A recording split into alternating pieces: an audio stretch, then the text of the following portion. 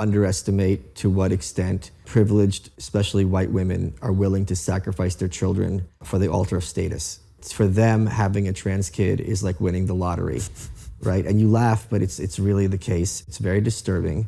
They're the only ones bringing their kids to drag shows because for these affluent white female liberals, awfuls, a man in makeup is like the second coming. And they're showing dad or their husband or whoever how enlightened they are because this is what corporate media tells them. So they can't wait to bring their kids and show how with the program they are. So they are a menace. And this, in my opinion, is Munchausen's by proxy. They're torturing their kids.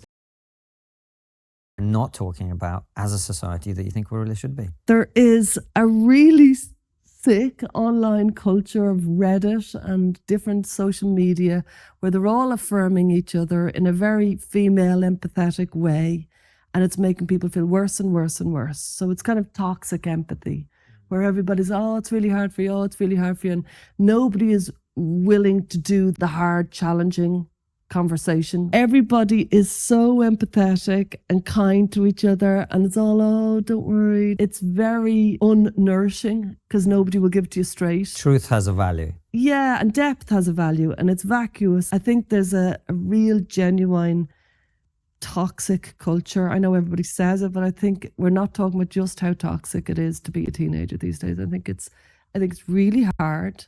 And I think they're suffering on a deep level. It's really unfortunate because we've never had it so good. What you just said is untrue. The Jews were the original nation, hundreds and hundreds of years before Islam was even invented. Basically, the precursor of the United Nations, the League of Nations, decided that as a matter of international treaty obligation, the British would be given custodianship of Palestine called the Mandate, under which Britain would be under a binding treaty obligation to return the Jews to their ancestral homeland to recreate it. Now, what was Palestine at the time? Well, a bit of it, a very large chunk of it, was promptly given away to the Arabs by Winston Churchill to become Transjordan, which is now Jordan. So what did that leave as the territory within which Britain had a binding duty to return the Jews as a matter of historic right? What was that territory? It is what is now Israel, what is called the West Bank and Gaza. Right. 5 years ago, Matt Rife used to open for me. And he hit me up and he was like, hey, bro, I'm having trouble getting an agent. Do you think I go, let me call my agency. Let me put a word in for you. So I call my agency. I say, you guys, have you thought about Matt Rife? No.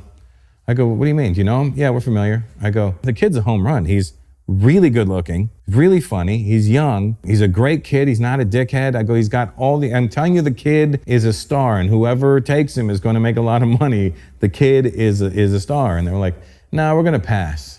And now look at Matt Rife. And my agent, every time I see my agent, I go, hey, remember when I offered you Matt Rife? He goes, I know. Next time you offer me somebody, I'm taking him. Because I offered him Theo Vaughn as well at that time. Wow. I said, Matt Rife and Theo Vaughn. They were like, nah, we're passing. And I'm like, you're fucking idiots. How do you run this business when you don't know, when you can't spot the talent?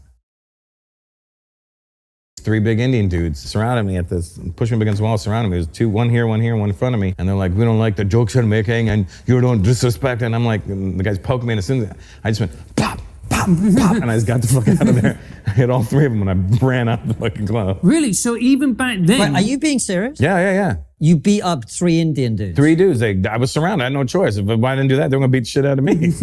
It's at that point you go for it. You really do. You do have that. What do they call it? Internalized brown phobia, whatever it is. It's fight or flight. Well, I hope you folks enjoyed those couple of video vignettes. That gentleman there talking about the awful ladies, the awful women, right? The adult white female liberals who, like he said, have just had jackpot, winning the lottery, because now they can tell all their white liberal friends or any of their friends out there, hey, my child's a transgender, my child's a trans woman, my child's a trans man. Isn't that just wonderful? They can parade them out. They can put them on social media, on TikTok, on YouTube, on, whatever they want. Hopefully, getting calls from the social media outlets to portray their story of how their child all by themselves, 2 years old, 1 year old, 3, 4, 5 year old, all by themselves. Nothing came from the mommy or the daddy. Nothing came from them. They just made a decision, an adult decision. A 3 or 4-year-old or 5-year-old has made an adult decision about his gender, his sex, and wants to continue down that road. And they're just so proud of that fact. And we all know it's bullshit, pure BS. Munchausen by proxy. Absolutely. These women, these parents, so called parents, are absolutely disgusting, despicable, vile human beings. They should be nowhere near a child. Nowhere near a child should these people be allowed to be because of putting their children in danger. You know what the suicide rate is among these kids that really aren't transgender at all? Just going through, some type of a stressful, I mean, it's as teenagers in those early years, 11, 12, 13, middle age, going to school, middle school, junior high, high school. You're still not, you're in your teenage formative years. Could be bullying associated with it, some psychological problems, crying out for all kinds of things. And maybe this is the thing that they latch on to. There's so many things that have to be investigated first. You have to take a look at it. But anyways, and then with the Russell Peters, man, that's one great comedian, folks. Canadian. He goes after every freaking buddy. I've been to several of his shows. Funny as all heck. Goes after, I mean, I don't, Ricky Gervais is the same way, but Russell goes after it completely, different. He goes after it from his, I guess, Indian immigrant perspective up in Canada, and just literally, goes after people in the crowd. It just literally goes after people in the crowd. But anyways, we hope that you've enjoyed, these video vignettes that we brought to you. You're watching the Dr. Nasser Sheikh Show. I've been your host. My name is Dr. Nasser. And if you haven't done so already, we'd love for you to subscribe to the channel, like, share, and follow us. Let us know what you think. Take a look at our other video above and below.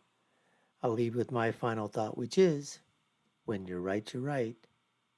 And when you're left, you're wrong. Until next time, folks, take care and stay safe.